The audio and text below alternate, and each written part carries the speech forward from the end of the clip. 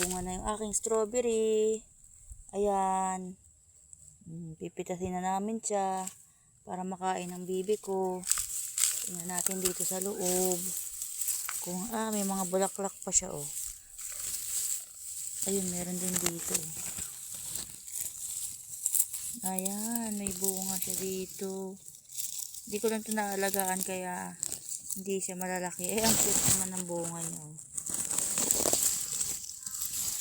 Alagaan ko na silang padamihin kasi akala ko nung na mamamatay na siya. Kasi ilang puno nga to.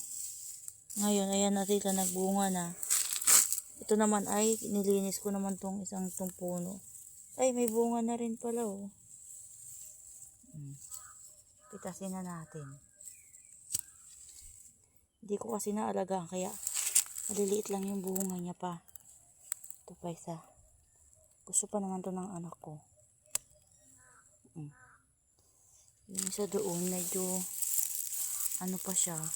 Medyo white pa to yun. Hindi ko muna pitasin. Nilinis ko sila ng isang linggo.